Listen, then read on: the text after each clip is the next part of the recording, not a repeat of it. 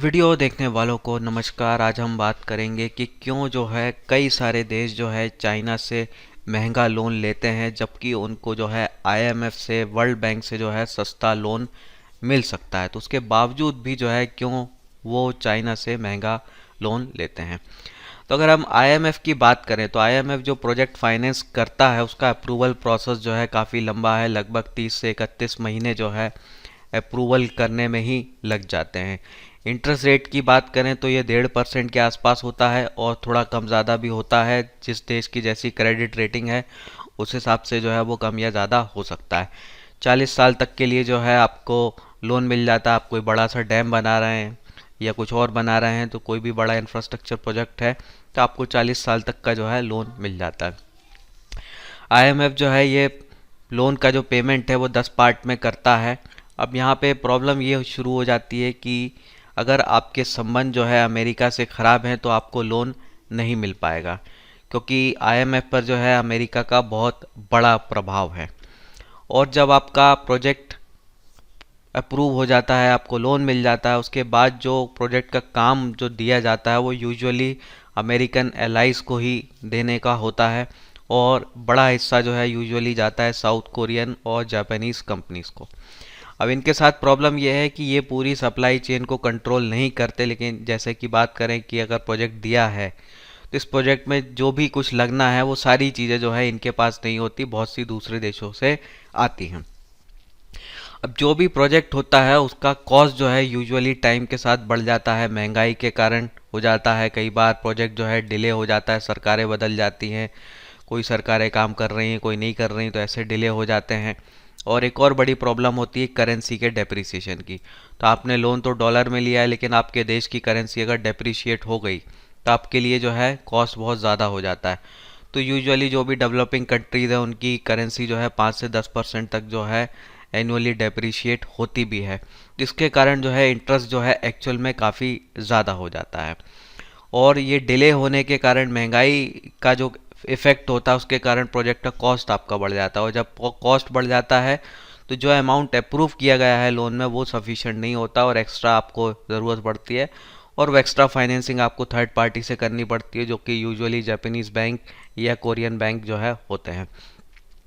तो ये जो है इश्यूज जो है आईएमएफ के साथ होते हैं। अब अगर मैं चाइनीज़ प्रोजेक्ट फंडिंग की बात करूँ कि चाइना जो है कैसे करता है अपने बैंकों के थ्रू, तो यहाँ इंटरेस्ट रेट जो है 3% होता है, तो जो कि आईएमएफ के रेट से जस्ट डबल हो जाता है। 3 से भी ये कई बार ज़्यादा हो सकता है अगर क्रेडिट रेटिंग ख़राब है या कुछ और इश्यूज़ हैं। लेकिन ये प्रोसेस बड़ा फास्ट होता है, तो 6 महीने के अंदर ही जो है सैंक्शन वगैरह पूरा हो जाता है। यही आप काम अगर बात करें आईएमएफ की तो यहाँ पे 30 महीने लग रहे हैं, तो देखिए कितना बड़ा डिफरेंस यहाँ पे आ जाता है। और एक और यहाँ पे अच्छी बात ये हो जाती है कि प्रोजेक्ट तभी फाइनेंस होता है जब वो अवॉर्ड किया जाए चाइनीज़ कंपनीज़ को। तो अगर आपको चाइना से फंडिंग चाहिए तो प्रोजेक्ट जो है चाइनीज़ कंपनी को ही मिलना चाहिए।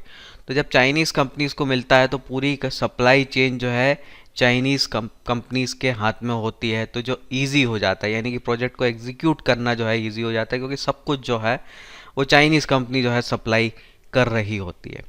और एक और अच्छी बात हो जाती है वो ये कि कॉस्ट जो है वो लॉक कर दिया जाता है 5 साल के लिए। यानी कि महंगाई जो भी हो रही हो उसके बावजूद भी प्रोजेक्ट का कॉस्ट जो है अगले 5 साल तक नहीं बढ़ेगा, ऐसा सिस्टम वहाँ पे किया जाता है। एक्सचेंज रेट भी जो है अगले 5 साल के लिए लॉक किया जाता है। यानी कि महंगाई का इफेक्ट, करेंसी डेप्रिसिएशन का इफेक्ट जो है यहाँ पे नहीं होता।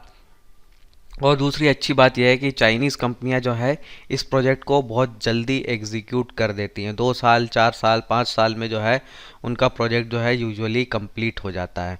और वहीं आप इसको दूसरी जगह कंपेयर करें तो ये पीरियड जो है काफ़ी बड़ा होता है। तो अल्टीमेटली ये महंगा होते हुए भी जो है क्या हो जाता है, ये सस्ता हो जाता है।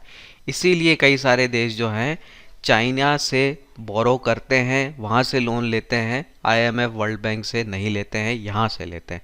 तो इतने सारे फ़ायदे जो है आपको मिल जाते हैं चाइना से लेने के।